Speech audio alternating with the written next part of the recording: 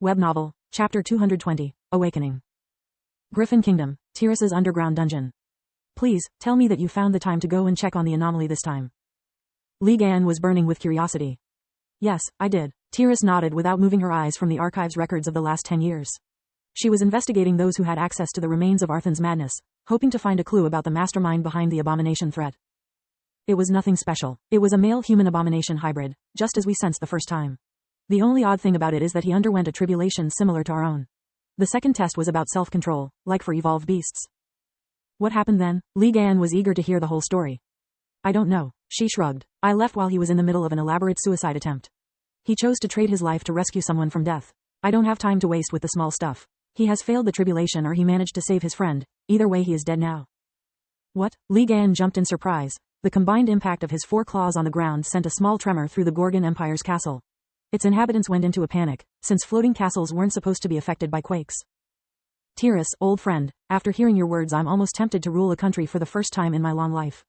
It seems that between civil wars, plagues, gods of death, and the internal strife between the nobles and the crown your life must be really exciting. Otherwise, how the heck could you brush off the existence of a new life form that has already undergone 2 tribulations within such a short time frame? What if he survived? What if he isn't guardian material, but something else entirely? Very few beings manage to pass the second tribulation. Getting a hold on your own desires is one of the hardest things to do. We could likely have a being that could side with the abominations and upset the balance permanently on our hands. If the anomaly is still alive, we must absolutely keep watch on his next tribulations to understand what the heck is going on. A human guardian would already be a shocking enough piece of news, let alone a hybrid. Tyrus froze for a second. Aside from his stupid jokes, Li Gan's words always held great significance. Maybe you were right, she replied, trying to cover her blunder. I seem to remember he wore a white Griffin Academy uniform. I'll send someone to keep an eye on him so, in case your fears come true, we can take him out before he becomes too dangerous. During the following days, life was hectic for most of the Griffin Kingdom's upper echelons. Countless scouts were sent to the Blood Desert to search for Balkor's whereabouts. Killing him was the safest way to prevent the next attack from happening. The alchemists of the Mage Association were having a hard time studying the toxins extracted from the undead. With each passing year, the god of death would make them more complex and harder to cleanse. If they didn't keep up with him, their antidotes would become useless. This time, the healers had collected a great number of tissue samples from the captured undead.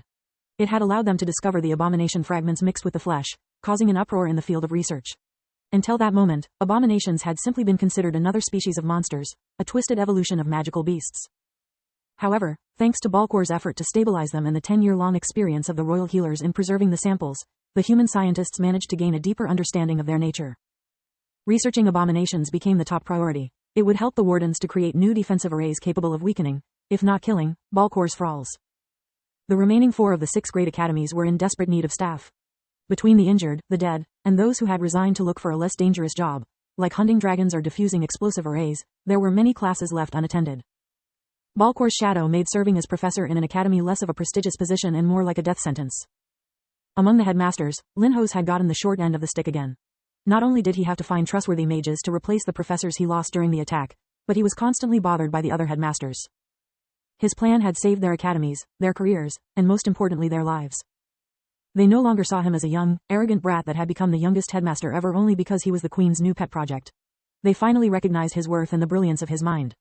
They were willing to set aside their pride along with the old ways, often asking Linhos for advice about who to hire and how to change their academies for the better.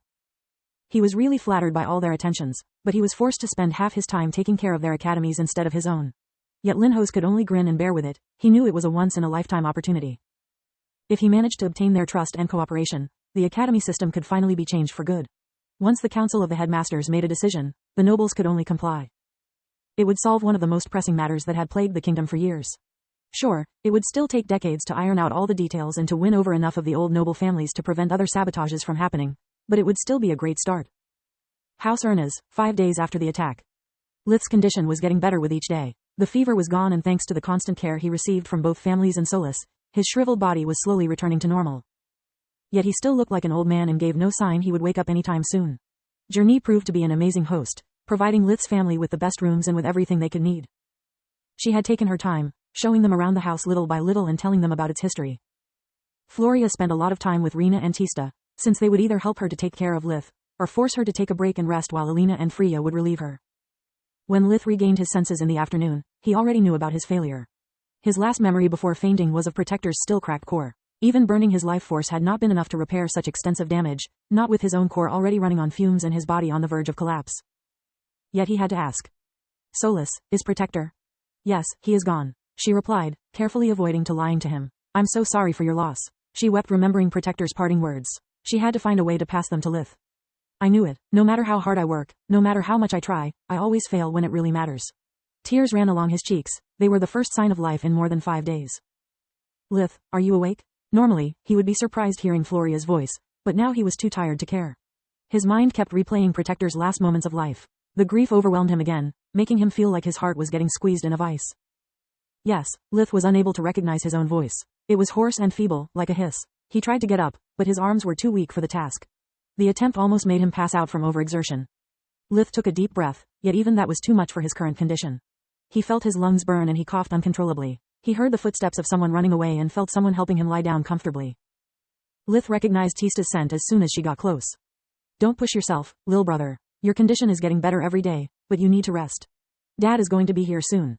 Lith was too sad to ask why Floria was in their home, or what had happened to him. The only thing he could think about was finding a way to make the pain stop. Ever since his rebirth, he had made sure to keep everyone and everything under his control. He knew he wouldn't be able to endure what had happened to Carl again. His unquenchable hunger for power had started as a way to escape from the madness his death and rebirth cycle represented. Over time, the love he had developed for his family had changed it into a way to create a small ecosystem where he was God and all those he cared about were bound to be safe. First, he had taken care of the hunger, then he had cured Tista, and got rid of every single threat the new world posed to his family. Magical beasts, wanted felons, abominations, he had taken care of them all, permanently. With every success, Lith had grown more confident of his plan until he had managed to reassure himself that, as long as he followed that pattern, everything would be all right. Protector's death had crushed that illusion, shattering the beliefs on which he had based his whole existence up until that point. He kept weeping, not only for Protector, but also for himself. If someone as strong as Ryman died so easily, there's no way I can keep my family safe. They are all so weak. It's only a matter of time before I lose them all. What's the point of trying so hard if I'm destined to fail? No matter what I do, I can only delay the inevitable. His constant weeping and sobbing were only interrupted by the cough. Roz arrived at his bedside, holding him to his chest to calm him down. Does it hurt so bad? Do you want some pain medication? Please, speak to me. Tell me what's wrong. He was holding back his tears. Roz had never seen Lith so weak, both physically and mentally. He was afraid that his condition could be even more severe than it appeared, but he didn't know what to do. It was the first time that his son needed his help, yet Roz felt completely useless. The only thing he could do was to stay strong in front of him. He didn't want to add himself to the list of Lith's worries. It's not my body that hurts, Dad. It's the loss. My only true friend died today. Floria felt hurt by those words, but she kept silent. Lith's relationship with the evolved monster seemed to be deep and he was clearly confused, believing it was still the second day of the attack. Before his brain could realize what he was doing, Lith let everything out. Telling Roz about how he and Protector had fought when he was still 4, how they had become friends when he was 8 after he killed Gerda, and how from that moment onward they had spent more and more time together. He told him about how Protector had taught him to be a better hunter, about all the creatures that they had fought together to keep the Tron Woods and their families safe until Lith had joined the academy. Even if he managed to leave Solus and the awakened ones out of his story, every memory he shared worsened the pain. Lith second-guessed everything he had done to and with Protector. When we met, I just thought of turning him into warm fur for the winter. After he attempted to befriend me, I belittled him, only considering him as a means for an end. I exploited his kindness to bring food to our table and keep our family safe. When I understood he was much more than a tool, I never told him how important he was to me. How precious it was to have someone I could share my burden with, someone who I could talk about all the things I had to keep secret from you and Mom to keep you from worrying. Now it's too late. I failed him the only time he needed me and now he is dead. It's all my fault. He wouldn't have left the Tron Woods if I didn't tell him about the academy. He wouldn't have died if I wasn't too weak to save him.